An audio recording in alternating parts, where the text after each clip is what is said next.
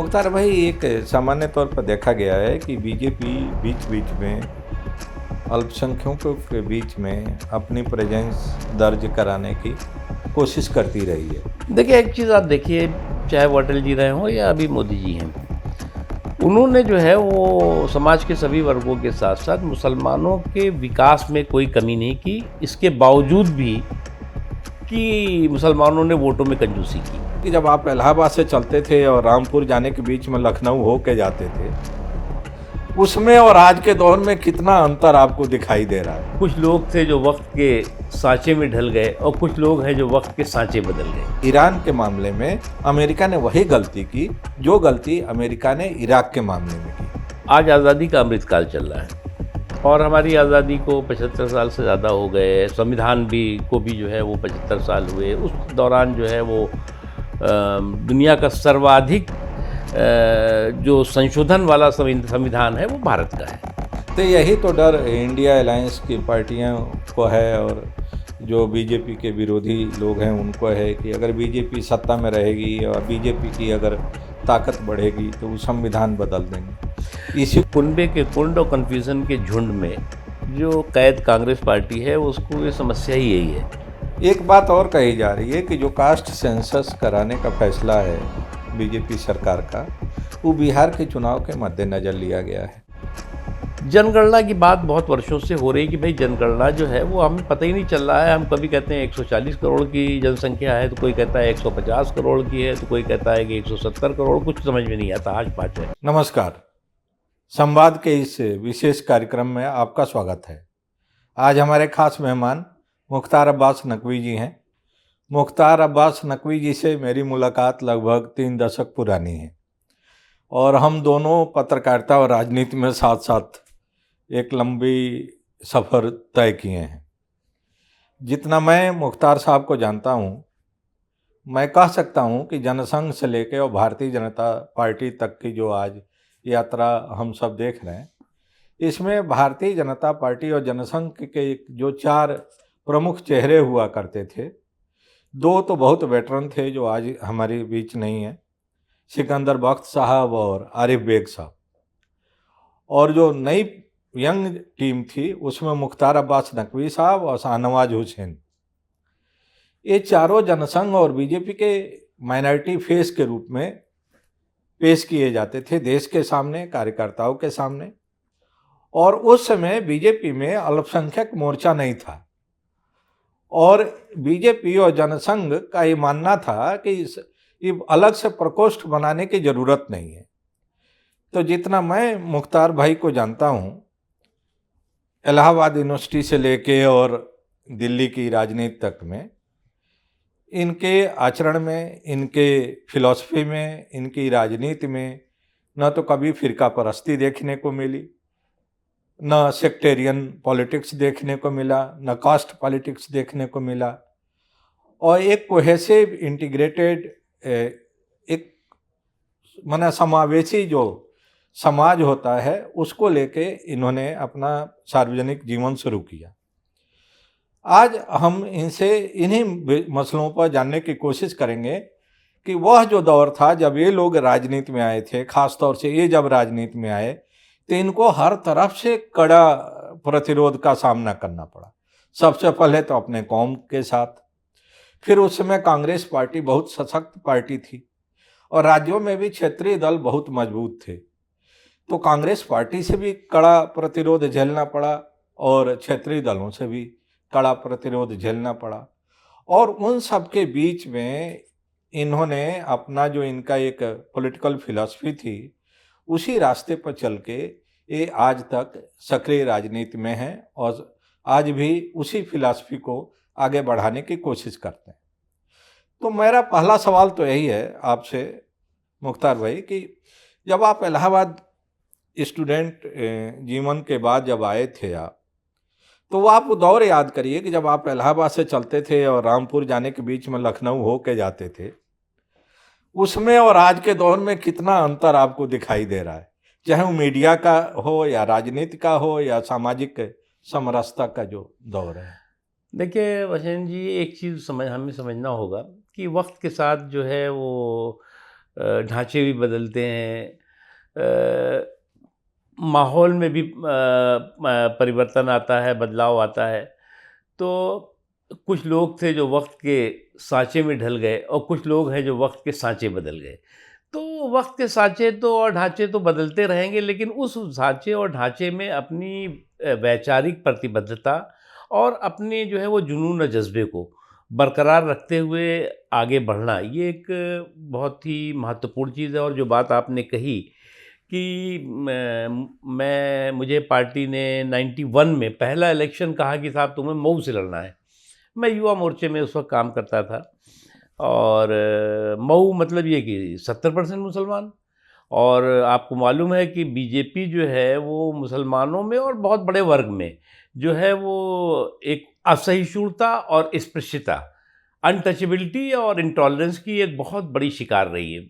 अटल जी भी थे शिकार। हाँ, अटल लोग जी कहते हैं भी कि थे। अटल जी हाँ। बहुत बढ़िया थे, बढ़िया था कुछ नहीं था। नहीं, वो भी वो शिकार थे। भी बहुत हाँ। बड़े शिकार रहे हैं, और बार बार हम्म। उनको कभी कभी दर्द भी होता था, दुख भी बात में करते भी थे कि भाई किस चीज़ में हम कमी कर रहे हैं जो हमारे साथ अनटचेबिलिटी हो रही है, हमारे साथ असहिष्णुता का व्यवहार होता है। वो तो और फिर सफ़र बढ़ता गया। लेकिन ये बात सही है कि जब मैं लड़ा तो उस वक्त जो है वो और पार्टियां सब थीं। कांग्रेस ने भी सपोर्ट किया था कम्युनिस्ट पार्टी को, और कई और पार्टियों, कम्युनिस्टों का गढ़ है वो उस समय था। हाँ, वो गुंडे तो नहीं हुआ करते थे, उनका ये बात होल्ड था मुझे पूरा। हाँ। वाचन जी आप तो मालूम है, उस एरिया में गुंडे बदमाश नहीं होते थे। हाँ। हाँ। ये तो बाद में ये दौर शुरू हुआ, अब राजनीति में गुंडे आने लगे, हाँ। बदमाशों का एक दौर शुरू हुआ, मसल पावर। Muscle power. कुछ लीडरशिप आई, मैं नाम नहीं लूँगा, कि उसने जो है पहले गुंडों का यूज़ किया और उनको जो है वो उपयोग किया। जब उनको लगा कि हमारा यूज़ करके तो ये नेता बने, तो मैं खुद क्यों ना नेता बन बाद जाऊं। में गुंडे उनको यूज करने वो लगे। उनको यूज़ करने लगे। तो ये एक हाँ। दौर था। हाँ। आज जो है वो बीजेपी दुनिया की सबसे बड़ी पार्टी है। हम्म। देश की लगभग 70% जगहों पर, राज्यों में भारतीय जनता पार्टी की और एनडीए की सरकारें हैं। तो एक बहुत बड़ा पॉजिटिव और कंस्ट्रक्टिव जो चेंज है, मैं मानता हूँ कि वो है। और जहाँ तक हम लोगों का सवाल है, हम तो जो है ना हम सफ़र न किसी हम नशी से निकलेगा, हमारे पाँव का कांटा हम ही से निकलेगा। तो जो उस वक्त एक लोगों में जो है वो बीजेपी को लेकर के, भाई हम तो स्टूडेंट पॉलिटिक्स से थे, जयप्रकाश नारायण जी के आंदोलन से निकले। उस वक्त जो है वो बाद में जब सभी पार्टियां मिल गईं, जनता पार्टी बन गई, फिर जनता पार्टी बनी भी और जनता पार्टी टूटी भी। तो वो जो है वो अजीब दास्तां थी, वो कहाँ शुरू कहाँ ख़त्म। हाँ, डुअल मेंबरशिप को लेके। हाँ, डुअल हाँ। मेंबरशिप भी थी, और भी महत्वाकांक्षाएं भी थी इन महत्वाकांक्षाएं जो लोगों है वो टकरा की। गई थी। हाँ। और उसको कोई ऐसी लीडरशिप नहीं थी उस वक्त जो एक उसका जो है वो केंद्र बिंदु बन करके उसका समाधान कर सके। मुरारजी भाई थे, लेकिन मुरारजी के भाई के प्रति जो है वो एक वो समझौते के जो है वो प्रधानमंत्री बने थे, समझौते के तौर से। इसलिए नहीं बने थे कि उनके नाम पे वोट मिला था। वोट तो किसी के नाम पे नहीं मिला था, वोट तो था कि एंटी इमरजेंसी कांग्रेस करना और था, एंटी इमरजेंसी इंदिरा जी का हाँ। मिला था वोट। अब हम ये जानना चाह रहे हैं आपसे कि जो मौजूदा समय की राजनीति है, इसको क्या आप लोग जिस पॉलिटिकल मिशन और फिलॉसफी से आए थे, उस रास्ते पे ही चल रही है कि टोटल ट्रांसफॉर्मेशन दिखाई दे रहा है आपको? देखिए, मैं मानता हूँ कि मैं आशावादी हूँ, और हमेशा जो है वो परिस्थितियाँ बदलती हैं, माहौल बदलता है। जब हम लोग जो है वो स्टूडेंट मूवमेंट से शुरू हुए, यूथ आंदोलन में आए, तो हमारे पास ना तो डिजिटल प्लेटफॉर्म्स थे, ना तो मोबाइल थे, ना तो जो है वो आपके टेलीविज़न्स का जो है वो इतना साम्राज्य था। अखबार वगैरह थे, टेलीविज़न के नाम पे दूरदर्शन और आकाशवाणी, टेलीविज़न के नाम पे दूरदर्शन और रेडियो के नाम पे आकाशवाणी। जैसे आज एफएम भी है, तमाम तरह के जो है वो चैनल्स हैं, डिजिटल मीडिया है, सोशल मीडिया है। एक बहुत बड़ा कम्युनिकेशन जो है वो बढ़ा है, संवाद जो है वो लोगों तक जो है वो इंफॉर्मेशन जो है वो बहुत फास्ट जा रही है। और इंफॉर्मेशन फास्ट जाते ही जो है वो मिस इन्फॉर्मेशन उतनी बड़ी चुनौती हो गई ज़्यादा हो रही है। हाँ। मतलब 1 मिनट में जो है वो कि अंड बंड चीज़ें आ जाएंगी मार्केट में, और उसके बाद खैर हालांकि उसकी उसकी बहुत उम्र नहीं रहती, वो उसी तेज आती है उसी तेज गायब हो जाती है। तो एक बहुत बड़ा है। लेकिन मैं मानता हूँ कि परिस्थितियों के साथ साथ जो है वो पार्टी ने भी अपने को बदला है। पार्टी में भी जो है वो क्योंकि जब आप पार्टी बड़ी होगी, बाहर से भी लोग आएंगे, अंदर से के भी लोग रहेंगे, मिलजुल करके जो है जब बनता है, तो आप ये नहीं सोच सकते कि हम जो है वो नो एंट्री का बोर्ड लगा दें कि साहब जो है वो बीजेपी में जो है वो जो संघ का होगा, या जो बीजेपी से जो है वो बीजेपी के से जो है 20 साल से होगा तो तभी हम एंट्री देंगे, ऐसा नहीं हो सकता। इसलिए जो है वो मुझे तो, आपको तो याद होगा कि जब 2004 में फील गुड और शाइनिंग इंडिया चल रही थी, हाँ तो मैं जनरल सेक्रेटरी था पार्टी का। हाँ जी, हाँ। उस वक्त जनरल सेक्रेटरी भी 4 हुआ करते थे। हाँ, बड़ा इम्पोर्टेंट हाँ, पोजीशन अरुण जी थी। थे, हाँ। अपने सुषमा जी थी, और प्रमोद जी थे, और मैं था। तो उस वक्त जो है वो भीड़ लग गई कि ये जो है वो हम भी आएंगे, हम भी आ रहे हैं, हम भी आ रहे हैं, मतलब वो पूर्व मुख्यमंत्री, दूसरे दलों को छोड़ के दूसरे ज्वाइन दल को, हाँ, करेंगे। पूर्व मुख्यमंत्री तो हाँ। फार्मर कैबिनेट यूनियन मिनिस्टर्स, फिर ये फिर वो तमाम लोगों की एक लाइन लग गई थी 11 नंबर अशोका रोड पे। तो मैंने कहा, तो फिर अडवाणी जी ने कहा था कि आप नो एंट्री का बोर्ड मत लगाओ भाई, जो आ रहा है लो, हो गया ठीक है। 3 दिन बाद माहौल उन लोगों को सबको पता लगा, और उसमें से 90% लोग जो है वो वापस आ गए। कांग्रेस में चले गए। वापस आ गए। मैं देख रहा हूँ कि साहब ये तो ये हमारे यहाँ ज्वाइन करके गए थे, उसमें हाँ। कुछ फिल्मों के भी लोग थे, ये भी थे, कुछ जमे भी रुके, लेकिन ज़्यादातर लोग चले गए। तो ये एक है। तो मैं मानता हूँ कि बदलाव है, लेकिन एक चीज़ है कि हमें अपनी जो आइडियोलॉजिकल कमिटमेंट है उससे कंप्रोमाइज़ नहीं होना चाहिए कभी भी। क्योंकि अगर पार्टियां, कांग्रेस ने क्या किया, कांग्रेस जो है वो उसकी 1000 बुराइयों के साथ, उसका जो है वो एक, उसके साथ एक विरासत है, आज़ादी की लड़ाई का विरासत, नेहरू जी की विरासत, और वो एक विरासत रही है, मोतीलाल नेहरू जी की विरासत, सब पूरी एक विरासत रही है उस। लेकिन कांग्रेस पार्टी की जो है वो विरासत छोड़ करके सत्ता में, सत्ता की सियासत में लग हाँ, गई, लग गए। हाँ। और उसने प्राथमिकता दी कि सत्ता, येन केन प्रकरण, कैसे सत्ता को हम जो है वो कब्जा। मैं बात से डाइवर्ट कर रहा हूँ। देखिए, अभी तक हम कहते थे हमारी देश की जो डेमोक्रेसी है, ये लोकतंत्र है, भारत सबसे, दुनिया का सबसे बड़ा लोकतंत्र है, और अमेरिका का लोकतंत्र सबसे पुराना लोकतंत्र है। लेकिन इस दौरान जो घटनाक्रम हुए हैं, उस घटनाक्रम ने एक चीज़ फिर से साबित की है कि अमेरिका का लोकतंत्र है वो तो पुराना है, लेकिन बड़ा भी है। क्योंकि उसके प्रेसिडेंट के बारे में वहाँ की जनता ने जो जिस तरह से सार्वजनिक रूप से अपनी, हाँ, उनको हाँ, कंडेम करते हैं, कंडेम उनको किया, कन्फ्रंट करते हैं। अखबारों ने, टेलीविजन्स हाँ, ने, जो कुछ हाँ। अभी इस वार वगैरह में हुआ, वार के दौरान भी जो है वो संप्रभुता जो है, वो कोई देश अपने संप्रभुता के लिए जो है, चाहे कितना भी कमज़ोर देश हो, कैसे लड़ सकता है, इसका भी एक सबक संदेश गया है। और कितना भी ताकतवर देश होगा, वो जो है वो अगर जो है वो मतलब किसी देश की संप्रभुता को जो है वो ध्वस्त करना चाहे और वो देश ना चाहेगा, तो फिर नहीं कर सकता है। इसको और थोड़ा सा, और हाँ। हम थोड़ा विस्तार से इस पर बात करते हैं। अच्छा, आपने इस विषय को छेड़ा है, हम इसको बाद में लेने वाले थे, लेकिन अभी इसको हम लोग विस्तार से चर्चा करते हैं।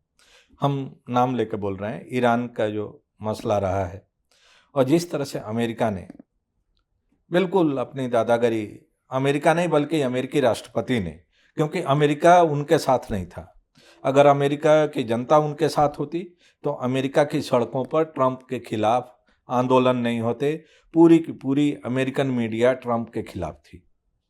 तो इससे एक बात साबित होता है कि रियल सेंस में अगर कहीं डेमोक्रेसी है तो वो अमेरिका में है, फ्रीडम ऑफ स्पीच और एक्सप्रेशन है तो वो अमेरिका में है।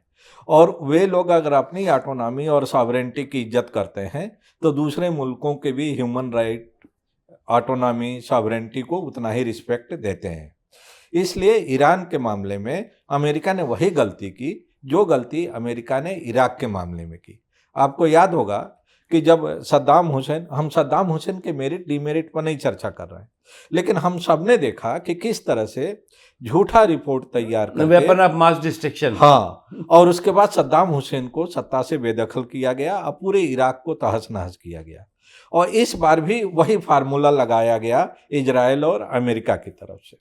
तो आपने बहुत अच्छी बात कही कि जब किसी सावरन मुल्क के खिलाफ, एक किसी संप्रभु राष्ट्र के खिलाफ अगर कोई देश चाहे जितना भी ताकतवर हो, अगर वो अपने बल के दम पर, शक्ति के दम पर, आर्म्स के दम पर उसको कमज़ोर करना चाहता है, उसकी सॉवरेनिटी को छीनना चाहता है, तो उस हर मुल्क को ये अधिकार है अपनी सॉवरेनिटी की रक्षा करने के लिए। बहुत अच्छी बात आपने कही। मैं फिर वापस आ रहा हूँ उसी विषय पर कि पार्टियों में किस तरह से बदलाव आया, और आपने बड़ा ही कैंडिड, आपकी तरफ से कन्फेशन रहा कि समय के साथ भीड़ आती है और उतनी ही तेजी से भाग जाती है। अटल जी का एक बड़ा फेमस वाक्य है जो सोशल मीडिया में भी चलता है आजकल, तो आर्काइव का ज़माना है, तो यूट्यूब के आर्काइव से तुरंत लोग ड्रैग कर लेते हैं और चलाने लगते हैं। अटल जी का एक कोट है, मैं एक लाइन उसका आपसे शेयर कर रहा हूँ कि अटल जी ने एक बार भाषण में कहा था कि अपने कार्यकर्ता की कीमत पर बाहर से आए हुए लोगों को, चाहे वो जितने उपयोगी क्यों न हो, उनको महत्व नहीं देना चाहिए। अपने कार्यकर्ता को पहले महत्व देना चाहिए, जो कि पार्टी के बुरे वक्त से पार्टी के साथ रहा है। पिछला जो आंकड़ा आया था जब लोकसभा का चुनाव हुआ, तो करीब 28% 28 से 30% लोग ऐसे चुनाव लड़े जो कि बीजेपी के मूल कार्यकर्ता नहीं थे, बाहर से आए थे, उनको चुनाव लड़ाया गया। क्या आपको लगता है कि ठीक है, पार्टी का विस्तार हुआ है, पार्टी मजबूत हुई है, पार्टी सत्ता में है, लेकिन कहीं ना कहीं का जो मूल कार्यकर्ता हैं, जो पार्टी का मूल चाल चरित्र चेहरा है, उसके साथ कहीं ना कहीं कंप्रोमाइज करना पड़ा है विस्तार के साथ? माशन जी, मैं बताऊं, आजकल का दौर ये है कि सियासी किसका सफ़र कब किधर का हो जाए, इधर का दिखता रहे और उधर का हो जाए। तो आजकल जो है वो है, जैसे राजनीतिक सफ़र है लोगों का, कब किधर का हो जाए और किधर का दिखता रहे और किधर का हो जाए। तो ये एक दौर है, लेकिन मैं इसको बुरा नहीं मानता। देखिए क्या है कि जैसा शुरू में आपने कहा कि दौर भी बदला है, हालात भी बदले हैं, माहौल भी बदला है, और पार्टियों का विस्तार भी हुआ है। हमारी पार्टी का भी हुआ है और पार्टियों का भी हुआ है। कांग्रेस पार्टी अकेली पार्टी होगी जिसका कि विस्तार नहीं हुआ, क्योंकि कांग्रेस पार्टी जो है वो 60 साल तक एक छत्र रही, सत्ता में भी रही और राष्ट्रीय स्तर पर भी रही। तो बीजेपी का विस्तार हुआ है, और विस्तार में बाहर के लोग भी आएंगे, अंदर के लोगों को भी जगह और मौका मिलता है।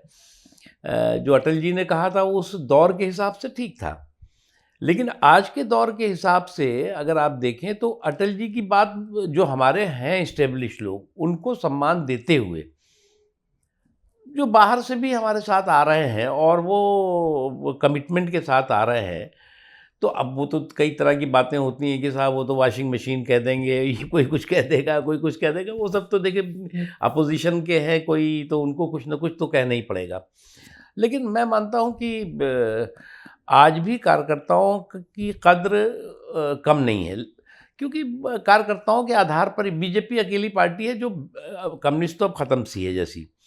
बीजेपी जो है वो कार्यकर्ता आधारित पार्टी है, जहाँ पर कार्यकर्ता है, ज़मीन के स्तर के कार्यकर्ता हैं, उनमें एक ये थोड़ी भावना ज़रूर होगी कि भाई आउटसाइडर्स को ज़्यादा जो है वो इनसाइडर बना दिया गया। तो वो है, लेकिन ऐसा है नहीं। वास्तविकता ये है कि जो हमारे हैं पार्टी के तपे तपाए कार्यकर्ता, मजबूत कार्यकर्ता, वो है। उसके साथ ही साथ क्योंकि पार्टी का विस्तार हुआ है, वो तो सीमित दायरे में, हम संकुचित दायरे में रह नहीं सकते, तो इसलिए जो है वो मैं मानता हूँ कि सही दिशा में चल रही। आरएसएस के तरफ से एक बयान आया है, द दत्तात्रेय होसबोले जी का कि सोशलिज्म और सेकुलरिज्म दोनों बाद में जोड़ा गया। डॉक्टर अंबेडकर ने जबकि संविधान लिखा तो उस समय ये दोनों शब्द नहीं था, तो इसलिए ये मूल संविधान का हिस्सा नहीं है और इसको हटा देना चाहिए। उनका राय है, उनका सुझाव है, उनकी एक तरह से मंशा भी है। आप इसको कितना जायज़ मानते देखिए, हैं? आज आज़ादी का अमृतकाल चल रहा है और हमारी आज़ादी को 75 साल से ज़्यादा हो गए। संविधान को भी जो है वो 75 साल हुए। उस दौरान जो है वो दुनिया का सर्वाधिक जो संशोधन वाला संविधान है वो भारत का है, लिखित संविधान। बहुत से देशों में तो, ज़्यादातर देशों में तो लिखित संविधान है ही नहीं, हमारे देश में। और समय समय पर जो है वो परिस्थितियों के साथ, देश की ज़रूरतों के साथ, देश के लोगों की सोच के साथ जो है वो हमने कॉन्स्टिट्यूशनल जो है वो चेंजेस किए हैं। जहाँ तक सवाल है पंथनिरपेक्षता, या पंथनिरपेक्षता तो बाद में आया है, सेकुलरिज्म बाद में डाला गया है। पंथनिरपेक्षता का जो है वो धर्मनिरपेक्षता बना दिया गया। और दूसरा जो है वो सोशलिज्म। देखिए, भारत का एक सोशलिज्म तो एक जो हमारे देश है, डेमोक्रेसी है, उसका एक पार्ट है सोशलिज्म। अब हम कहें कि साहब कम्युनिज्म होना चाहिए, कम्युनिस्ट कई विचारधारा होनी चाहिए, भी कोई उसमें लिख दे कि, तो इसलिए परिस्थितियों में मैं मानता हूँ कि उन्होंने जो होसबोले जी ने जो सुझाव दिया है उस पर हमें चर्चा करनी चाहिए, क्योंकि हम ओपन कंट्री हैं, डेमोक्रेटिक कंट्री हैं। और अगर कोई अच्छा सुझाव या आपको पसंद नहीं है, तब भी भाई जो अच्छा लगे उसे अपना लो, जो बुरा लगे उसे जाने दो, चर्चा करो। तो यही तो डर इंडिया अलायंस की पार्टियों को है और जो बीजेपी के विरोधी लोग हैं उनको है कि अगर बीजेपी सत्ता में रहेगी या बीजेपी की अगर ताकत बढ़ेगी तो वो संविधान बदल देंगे। इसी को लेके 2024 का पूरा चुनाव लड़ा गया, उसमें बीजेपी को नुकसान भी हुआ। जो 400 पार का नारा था वो घट के 240 पर आके देखिए, कुनबे के कुंड और कन्फ्यूज़न के झुंड में जो कैद कांग्रेस पार्टी है, उसको ये समस्या ही यही है। जब तक वो कुनबे का कुंड कन्फ्यूज़न का झुंड बना रहेगा, कन्फ्यूज़न क्रिएट करता रहेगा, एक आर्टिफिशियल जो है वो भ्रम पैदा करने की कोशिश होगी, काल्पनिक जो है वो कन्फ्यूज़न पैदा करने की कोशिश होगी कि तो इसमें कहाँ सब कॉन्स्टिट्यूशन चेंज हो रहा है। अरे भाई, इस देश में कोई आपने क्लोज कंट्री कर दी है क्या? बहुत से लोगों के अलग अलग सुझाव आते हैं, बहुत से लोग उस सुझाव को जो है वो देते हैं देश के सामने। आप उस पर डिबेट करिए, डिस्कशन करिए और डिसीजन करिए। जो अच्छा लगे उसे अपना लो, जो बुरा लगे उसे जाने दो। किसने कहा कि आप डिसीजन ही करो उसको? एक बात और कही जा रही है कि जो कास्ट सेंसस कराने का फैसला है बीजेपी सरकार का, वो बिहार के चुनाव के मद्देनज़र लिया गया है, क्योंकि बीजेपी की जो केंद्र की सरकार थी वो तो कास्ट सेंसस के खिलाफ थी और पूरे 2 साल तक खिलाफ रहे। और अचानक फिर एकाएक एक फैसला हुआ कि नहीं, अब हम कास्ट सेंसस भी कराने जा रहे हैं। देखिए, मैं इसकी टेक्निकल चीज़ बताता हूँ आपको। क्या है कि मुझे इस बात का सौभाग्य है कि अटल जी के समय भी पार्लियामेंट्री अफेयर मिनिस्ट्री देखी मैंने, मोदी जी के दोनों कार्यकाल में पार्लियामेंट्री अफेयर मिनिस्ट्री के का काम देखा। जो जनगणना है वो 2011 वाली अभी चल रही है, बल्कि कभी कभी तो 2001 ही वाली जो है वो घूमती फिरती रहती है। जनगणना की बात बहुत वर्षों से हो रही है कि भाई जनगणना जो है वो हमें पता ही नहीं चल रहा है। हम कभी कहते हैं 140 करोड़ की जनसंख्या है, तो कोई कहता है 150 करोड़ की है, तो कोई कहता है कि 170 करोड़, कुछ समझ में नहीं आता, हाश पाच है। अगर आप 2001 की जनगणना ही मान रहे हैं अभी भी, और उसके आधार पर पंचवर्षीय योजनाएं बनती जा रही हैं, थोड़ा सा एरर दे करते कि साहब 10% बढ़ा दो, 5% बढ़ा दो, या 2011 की मान रहे, तो आज 25 में चल रहे हो भैया। तो अब जनगणना के साथ साथ कास्ट का जो है उसमें कॉलम कर दिया गया है, क्योंकि मंडल कमीशन के बाद कास्ट का कोई बहुत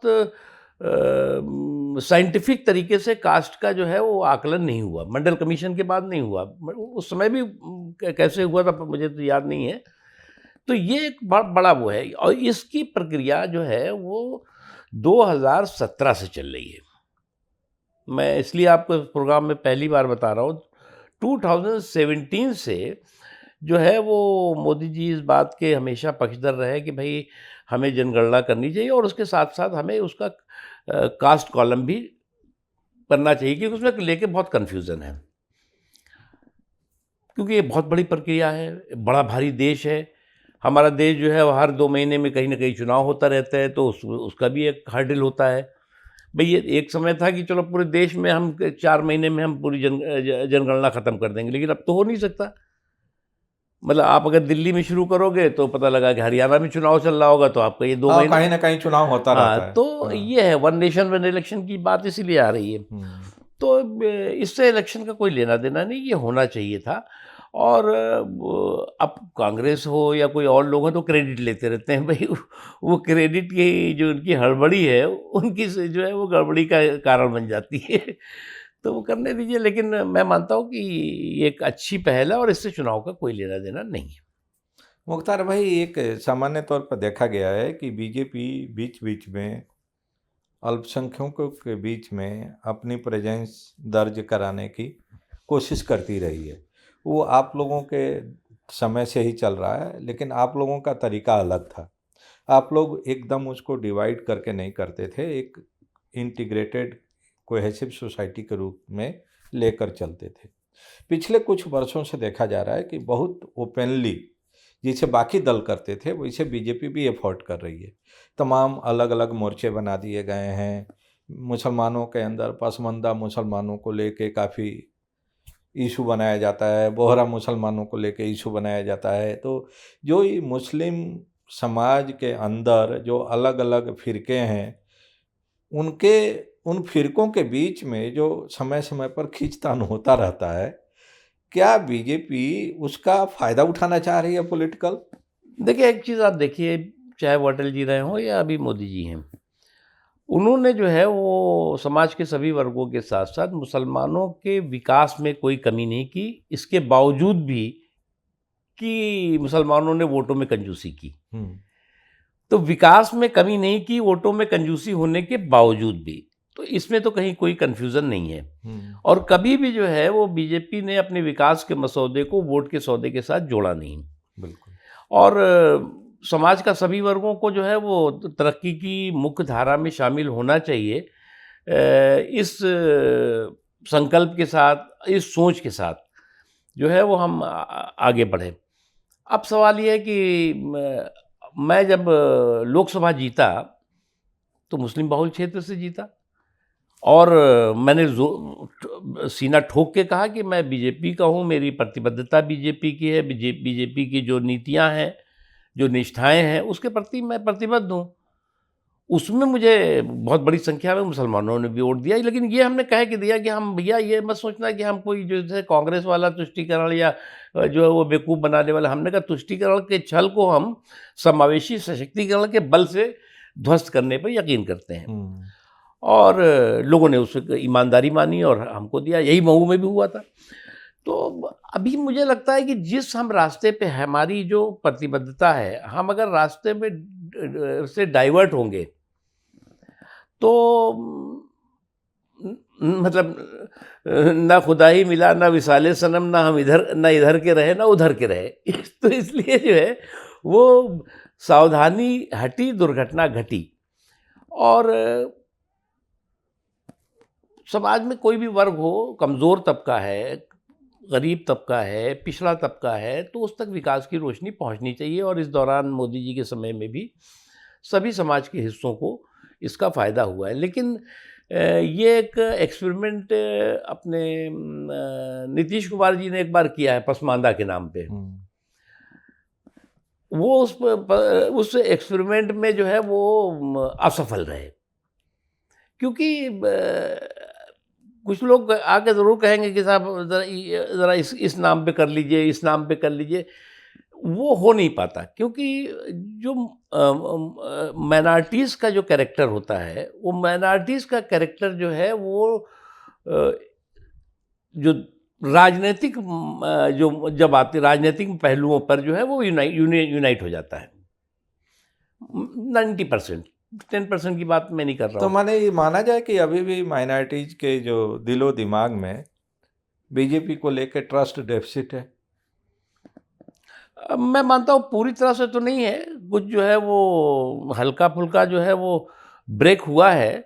इसीलिए हमने कहा ना कि मोदी जी ने कोई विकास में जो है वो कमी नहीं की, लेकिन अभी भी वोटों में कंजूसी का काम चल है। और इस उसका एक ही कारण है कि जो मुस्लिम वोट है उनको जो है वो हम जो बीजेपी के विरोधी हैं, भाई ऐसे तो आज तो बीजेपी के खिलाफ नहीं, जनसंघ थी तब भी जो है वो इंदिरा जी भी उस समय और नेहरू साहब भी उस समय कहा करते थे कि साहब जनसंघ देश के लिए बड़ा खतरा है। हाँ, तो वो जहर जो है वो मतलब एक पीढ़ियों से बसा हुआ है। उस जहर को जो है वो डाइल्यूट होने में जो है वो थोड़ा समय लगेगा। और मैं मानता हूँ कि इसमें थोड़ी सी भी अगर कहीं से चूक हो जाती है, गलती हो जाती है, तो फिर वो जो है बात का दूसरे मतलब वो हम आ भी भरते हैं तो हो जाते हैं बदनाम, वो कत्ल भी करते हैं तो चर्चा नहीं होती। तो उस समय में चाहे वो भागलपुर हुआ हो, चाहे भिवंडी हुआ हो, चाहे मलियाना हुआ हो, चाहे मालेगांव हुआ हो, चाहे 84 का कत्लेआम हुआ हो, चाहे 5,000 से ज़्यादा जो है वो सांप्रदायिक दंगों के नाम पे नरसंहार हुआ है, किसी कोई पूछता नहीं कि कांग्रेस के समय में सब सेकुलरिज्म के नाम पे सब कुछ माफ़।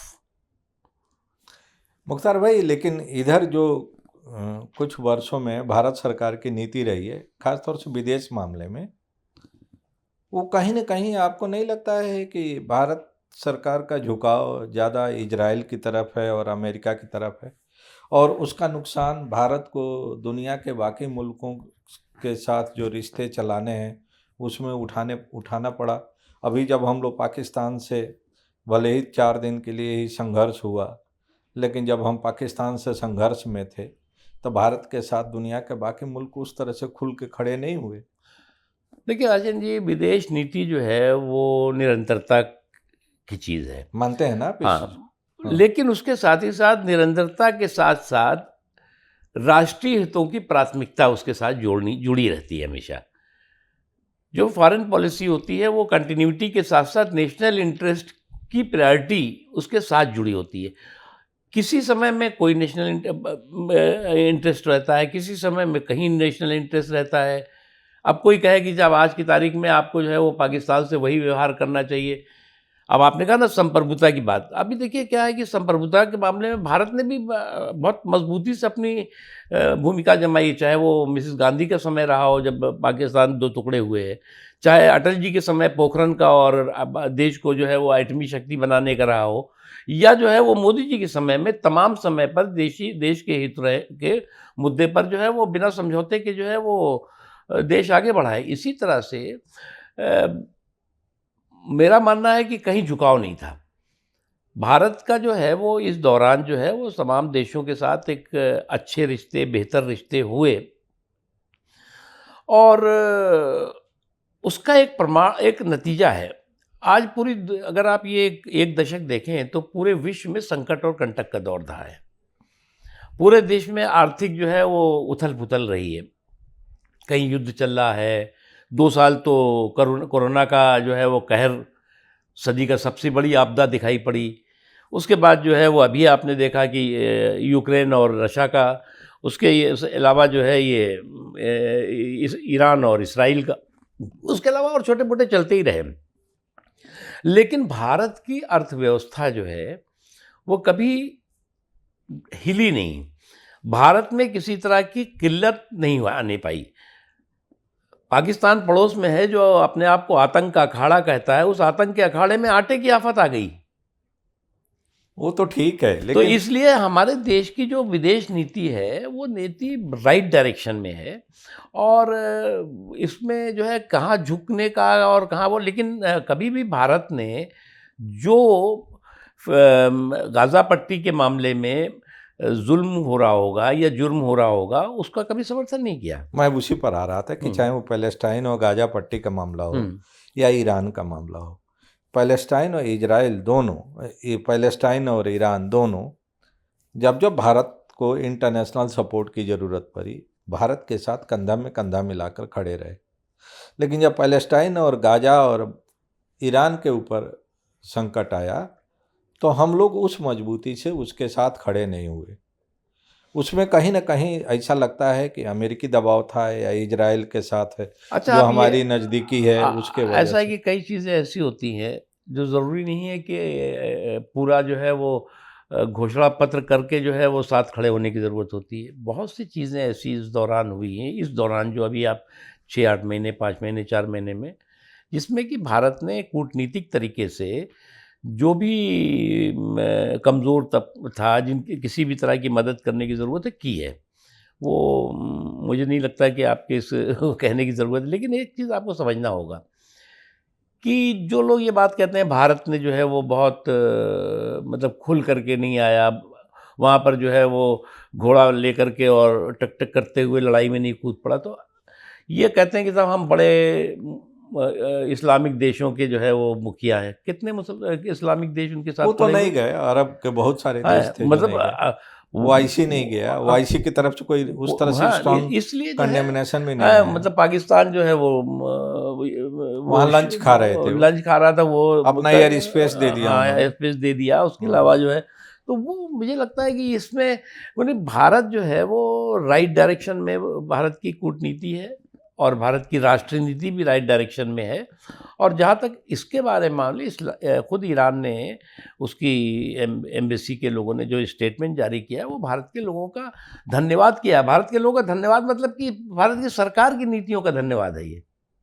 बहुत बहुत धन्यवाद इतनी महत्वपूर्ण जानकारी साझा करने के लिए। बहुत बहुत नमस्कार। नमस्कार। नमस्कार।